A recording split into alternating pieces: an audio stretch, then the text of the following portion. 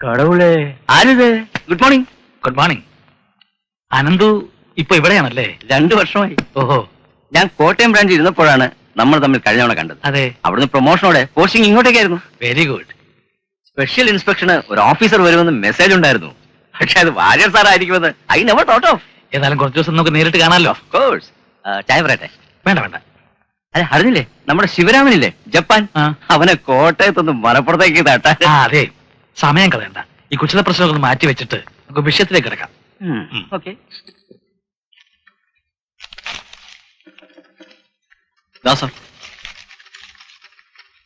ഇതല്ല, ഇതിന്റെ ഓർഡർ എവിടെ? ആ ഫയലിലുണ്ട് സാർ. ഇതില്ലല്ലോ. ഇല്ലേ? ഇതിലില്ലാന്ന്. ഞാൻ ഈ സെക്ഷനിൽ വന്നിട്ട് 2 ആഴ്ചയായുള്ളൂ സാർ. That's your problem. എനിക്കറിയേണ്ടത് ഞാൻ ചോദിച്ചതിനുള്ള എക്സ്പ്ലനേഷൻ ആണ്. രാധമേഡം വന്നാലേ പറയാൻ പറ്റൂ സാർ. മാഡമാണ് സെക്ഷനിലെ കാര്യങ്ങളെല്ലാം നോക്കുന്നത് സർ. കുറെ നേരമായി നിങ്ങൾ ഈ പേരും പറഞ്ഞു ഒഴിയുന്നു. എന്ത് ചോദിച്ചാലും രാധാ മാഡത്തിനെ അറിയൂ. മാഡത്തിന്റെ കയ്യിലാണ്, മാഡം വരണം. എന്താ അവർ വന്നില്ലെങ്കിൽ ഓഫീസ് ഫംഗ്ഷൻ ചെയ്യൂലേ? എസ്റ്റാബ്ലിഷ്മെന്റ് സെക്ഷന്റെ കംപ്ലീറ്റ് ചാർജ് രാധയ്ക്കാണ്. Frankly speaking, I am very lucky to have an efficient person like her. Late ആകാറ് പതിവില്ലാത്തതാണ്. ലീവാണെങ്കിൽ നേരത്തെ പറഞ്ഞിട്ടുമില്ല. Please bear with us.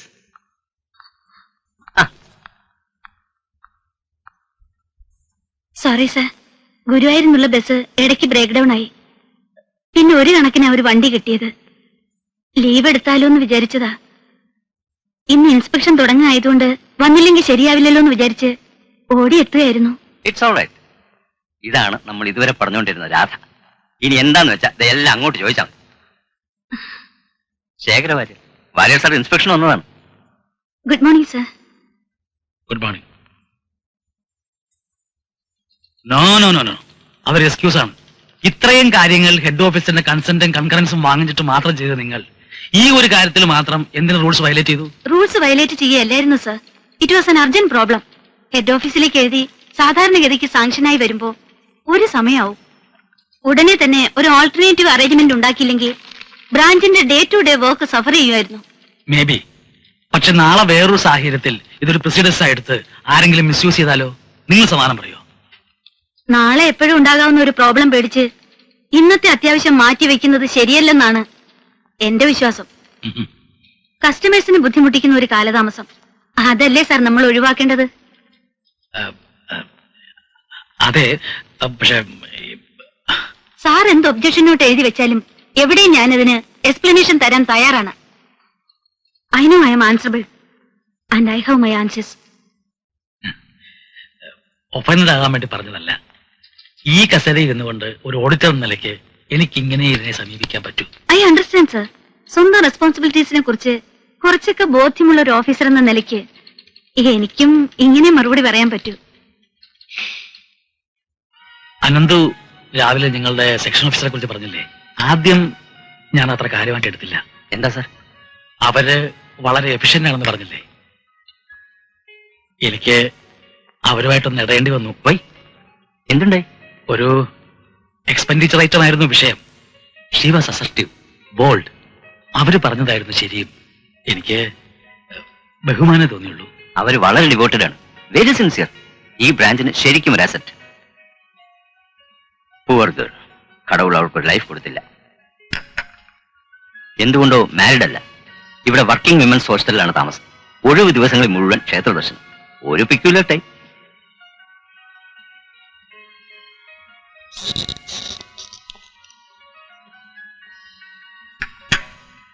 വേണ്ടടോ, താൻ പേ ചെയ്താൽ ഇൻസ്പെക്ഷൻ റിപ്പോർട്ട് അനുകൂലമാക്കാൻ വേണ്ടി താൻ എനിക്ക് ചായ മേടിച്ചതെന്ന് സ്വാധീനിച്ചതാണെന്ന് ആരോടും വരും. അത് വേണ്ട.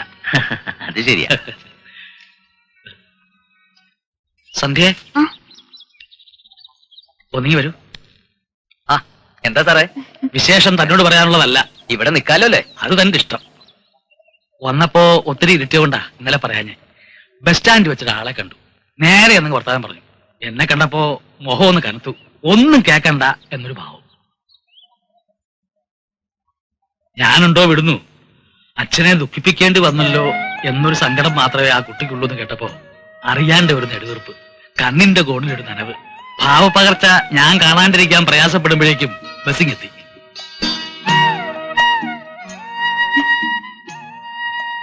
അച്ഛൻ മകളുടെ അടുത്തേക്ക് കടന്നു വരാൻ ഇനി അധികം ദൂരം ബാക്കിയില്ല. പുതുക്കാട്ടക്കോവിലകത്തെ ഇളയമൂപ്പിൽ തമ്പുരാന്റെ കൗണ്ട് ഡൗൺ തുടങ്ങിയിരിക്കുന്നു എന്ന് സാരം.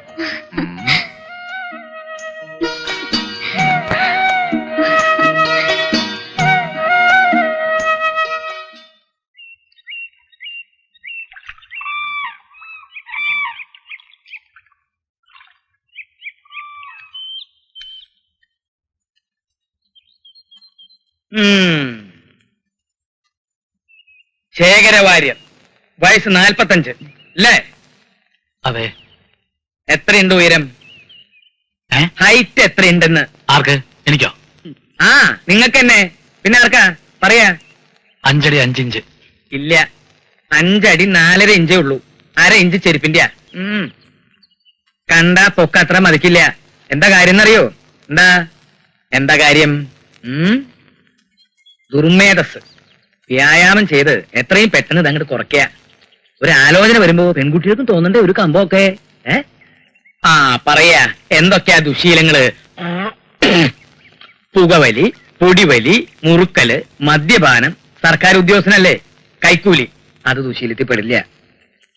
ഇങ്ങോന്ന് പോലീസ് സേവ വല്ലതും ഉണ്ടെങ്കിൽ അതും മറക്കണ്ട. സത്യം സത്യമായിട്ട് അറിഞ്ഞിട്ടേ മുമ്പോട്ട് പോകൂ എന്ന് നിർബന്ധമുള്ള കൂട്ടത്തിലാ ഞാൻ. ഈ പറഞ്ഞ ദുശീലങ്ങളൊന്നും എനിക്കില്ല. ആട്ടെ, കുട്ടി ഏത് തരത്തിലുള്ളതാവണമെന്ന് വല്ല നിബന്ധനയുണ്ടോ? ഒരിക്കൽ ഒരു വിവാഹം കഴിച്ച കേസ് മതിയെങ്കിൽ എളുപ്പ. ചില്ലുവാനും ലേശം കൂടുതൽ തലാക്കും ചെയ്യാം. എഴുന്നേക്ക്. എഴുന്നേക്കാൻ. അതെന്തിനാ എഴുന്നേൽക്കണേ? നമുക്ക് ഇരുന്നോണ്ട് സംസാരിച്ചൂടെ? നിങ്ങൾ വേണമെങ്കിൽ ഇരുന്നോളൂ. ഇറങ്ങാൻ. എന്താ ഇറങ്ങാൻ. ഇറങ്ങിയില്ലെങ്കിലോ? പിടിച്ചു പുറത്താക്കും. അതിനുള്ള അവസരം തന്നില്ലെങ്കിലോ? എന്നാ പിന്നെ ഇറങ്ങിക്കൂടെ? ഇറങ്ങാൻ പറഞ്ഞ നിക്കണ സ്വഭാവം എനിക്കില്ല. ഞാൻ ഇറങ്ങില്ല. എന്താ പോരുന്ന? അയ്യേ, ഞാൻ എന്റെ ബാഗ് എടുക്കാൻ വന്നതാ. ഇറങ്ങാൻ. ഞാനിവിടെ കുളിച്ചു താമസിക്കാൻ വന്നതല്ല. വെറുതെ അല്ല, മൂത്ത് നിറച്ചിട്ടും ഇയാൾക്ക് പെണ്ണ് കിട്ടാത്തത്. ഇനി പൊക്കണ്ണയാളി ലോകം വെച്ചേക്കില്ല. ദേ, എന്നോട് എന്തിനായിരുന്നു ഈ ചതി? വെട്ടാൻ നിക്കണ പോത്തിന്റെ അടുത്തേക്കാണോ കല്യാണാലോചനയായിട്ട് പറഞ്ഞേക്കണേ? 3211 ദമ്പതികളെ മംഗല്യ ചരടിൽ സമങ്കളം കോർത്തിണക്കിയവനാണ് ഈ പിള്ള. എനിക്കിത് ആദ്യമായിട്ടാ ഇങ്ങനെ ഒരു അപമാനം. ഇതൊരു തുടക്കം മാത്രമേ ആയുള്ളൂ. അടുത്ത തവണ വരുമ്പോ അങ്ങനെ ഇത് കൂടുതൽ ചുണ്ടെടുത്തു വരും. കയ്യേറ്റുണ്ടാവോ? ചെയ്യില്ല, പക്ഷെ ഭാവിച്ചൊന്നും വരും. അതെ, അടുത്ത തവണ വന്നെങ്കിലല്ലേ ഉള്ളൂ. ഈ കേസ് വേണ്ടെന്ന് വെച്ചാലോ? അയ്യോ, പാടില്ല. വിടാതെ പിടികൂടണം. അതിനാണ് വഴിച്ചെലവ് തന്ന് തന്നെ ഞങ്ങൾ വിളിപ്പിച്ചത്. ചവിട്ടും തൊഴിയും ഞാൻ കൊണ്ടോളാല്ലേ? കൊള്ളണ്ട, കൊള്ളാണ്ട് പിന്നെ തടുത്താ മതി. മുൻശുണ്ടി ഉണ്ടെന്നല്ലോ സാറൊരു പാവ. എനിക്കിത് അങ്ങോട്ട് ബോധ്യമാവുന്നില്ലല്ലോ. അങ്ങോട്ട് പറയുന്ന ആദ്യം കേൾക്കുക. അങ്ങേരെ ഓരോ കാരണങ്ങൾ പറഞ്ഞ് ഒഴിഞ്ഞു മാറാൻ ശ്രമിക്കൂ. സമ്മതിക്കരുത്. എന്ത് വില കൊടുത്ത് തളയ്ക്കണം. വില കൊടുക്കുന്നത് നിങ്ങള്, തളയ്ക്കുന്ന കാര്യം ഞാൻ ഏറ്റു. ഇതിലും എത്ര വലിയ കൊമ്പന്മാരെ കണ്ടവനാ ഈ ഞാൻ. പൂച്ചുവിലങ്ങ് ഇട്ട് തളച്ച് കൈ തരും. പോരെ പോരെ. മതി.